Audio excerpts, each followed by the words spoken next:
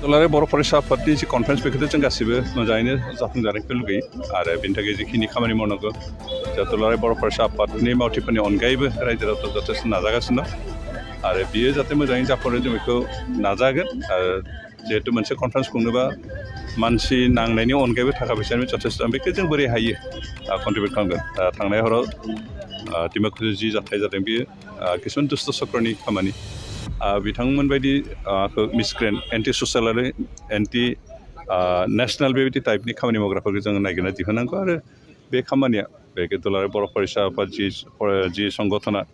दिनै बर' जातिनि थैनाय थांनायखौ लानानै खामानि मावबाय थादों बेबायदि संगठननि बेनार पस्टारफोरखौ बुजिनाय माने बे एन्टि बर' बा एन्टि नेसनेल बेबायदि एन्टि ससाइटि बेबायदि एक्टिभिटिस आरो बेखौ जों गासैबो सोंखारिनांगौ आरो बेखौ जों सोंखारिदों आयेननि मथे बिथांमोनखौ हमनांगौ आरो बिहित बेबस्था आयेननि जिथु आयेन प्रक्रियानि गेजेरजों जिखिनि पानिशमेन्ट बे पानिशमेन्ट बिथांमोना मोननांगौ बेखायनो जों डिमान्ड खालामो जोबोद दुखुनि बाथ्रा जों माब्लाबाबो लुबैया बेफोरबायदि हिंसा दाङाबाजिखौ आरो जाय माने बेक्तिया जाय माने थिउरियाफ्रा बे खामानिखौ मावदों बेखौ आङो दुलाराय बर' फरायसा आफादनि जानानै गोख्रों रावजों सोंखारिदों मानोना दुलाराय बर' फरायसा आफादा जाबाय बर' हारिनि मोनसे फरायसा आफाद आरो जोंहा 2023 मायथाइनि जानुवारि दानाव जोङो दुलाराय बर' फरायसा आफादनि 52थि बोसोरसालि जथुम्मा जों बेखौ मोनसे जारिमिनारि महरै जोङो बेखौ फालिनो थांगासिनो दङ नाथाय दुखुनि बाथ्रा माखासे दुथां सुबुंफ्रा जाय सुबुंफ्रा जोंनि समाजाव सानफ्रोमबो बेले बेजेखौ लुबैयो दाङाबाजिखौ लुबैयो गोरोबलायनायखौ लुबैया बेबायदि सुबुंफ्रा दुलाराय बर' फरायसा आफादनि 52थि बोसोरसालि जथुम्मानि जि बेनार बे बेनारखौ बिथांमोना बिसिदों आरो बे खामानिखौ जोङो दुलाराय बर' फरायसा आफादा गोख्रों रावजों जों सोंखारिदों आरो बेबायदि जाथायनिफ्राय बिथांमोनखौ गोजानाव थानो खावलायदों आरो गासै रायजो राजा गासै दल संगठनफोरखौ जोङो दुलाराय बर' फरायसा आफादा गोजोननि थाखाय जि खामानि मावदों जि बिथांखिफोर लादों बेवहाय जों गासै रायजो राजा नोंथांमोनखौ खावलायनो हेफाजाब होनो थाखाय आं दिनैनि हाबाफारिनि गेजेरजों खावलायहरबाय दुलाराय बर' फरायसा आफादनि मोनसे पस्टार जे फैबाय थानाय जि एनुवेल कनफारेन्स दुलाराय बर' फरायसा आफादनि बे पस्टारखौ सोरबा सुथुरा बिसिनानै थांदों थ' उदालगुरि जिल्ला दुलाराय बर' फरायसा आफाद हिसाबै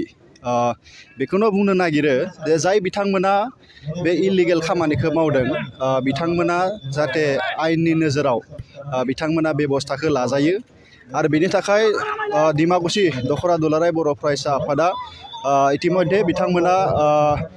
डिमाकुसि पुलिस थानायाव बिथांमोना सावरायदों आरो एजाहार होनाय जादों आरो थिग बेबायदिनो जाय बिथांमोना बेफोरबायदि समाज बेरेखा आरो इलिगेल खामानियाव जड़ित जानानै थायो बिथांमोननि फारसे मोनसे गोख्रों मेसेज जे नोंथांमोना दुलाराय बर' फरायसा आफादखौ माबा मोनसे नायनो बादों बा माबा मोनसे कनस्ट्राक्टिभ नोंथांमोना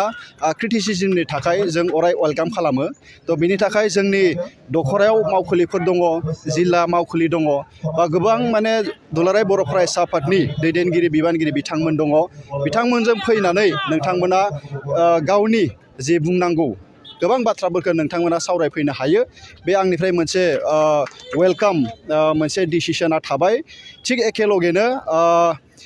बेखौ बुंनो नागिरो जे जाय बिथांमोना बेफोरबायदि खामानिखौ मावो बिथांमोनखौ जोङो हगारनाय जानाय नङा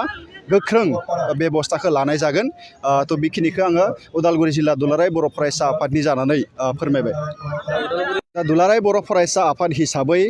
मालाबाबो खामानि मावनाया जोंना खमायाखै जेबायदि सोलोंथाइ बिथिङाव समाज फोसाबनायनि बिथिङाव लाइमोनफोरनि जेंना सुस्रांनायाव आरो जोंनि रांखान्थि बिथिङाव गामि खना खनला जोङो खामानि मावबाय थादों नाथाय गोबां बाथ्राखौ बुंनायनि सिगां जों बेखौ बुंनो लुगैयो जे दिनै दुलाराय बर' फरायसा आफादा राजखान्थियाव आखाइ होबाय राजखान्थियाव बिथांमोना एसे राजखान्थि बेले बेजेयाव बिथांमोना हाबनानै थाबाय नाथाय गोबां बिथांमोना सोंखारिनो नागिरो नाथाय बिथांमोना भारतनि संबिजितखौ नायदोंना नायाखै बिथांमोना एबसुनि संबिजितखौ फरायदोंना फरायाखै बेखौ बिथांमोना नायग्रोनो नांगोन आरो बिनि सिगां बिथांमोना बे तथ्यफोरखौ नायनांगोन जे दुलाराय बर' फरायसा आफादा गामियाव मा खामानि मावगासिनो दङ सोलोंथाइ बिथिङाव मा खामानि मावगासिनो दङ फोरोंगिरिफोरखौ लानानै मा खामानि मावगासिनो दङ मेलेमजिबि बिथांमोनखौ लानानै मा खामानि मावगासिनो दङ जोंनि समाज दानायाव जे दुलाराय बर' फरायसा आफादा मा बिहोमा होगासिनो दङ बेखौ बिथांमोना खोब माने ग्रासरुट लेभेलाव फैनानै नायफैनांगोन मानोना जोङो बाथ्राखौ गोबां बुंनो हायो जोङो ससियेल मिडियायाव बुंनो हायो जों सेटेलाइट निउसाव गोबां बाथ्राफोर बुंनो हायो नाथाय बेखौ फिथाइ होनोबा जोङो ग्रासरुट लेभेलाव फैनानै रायजो राजानि सेराव फैनानै खामानिखौ मावफैनांगोन जाय खामानिखौ दिनै दुलाराय बर' फरायसा आफादा आखाइजों आथिंजों मावबाय थादों गसंथानानै मावबाय थादों जोङो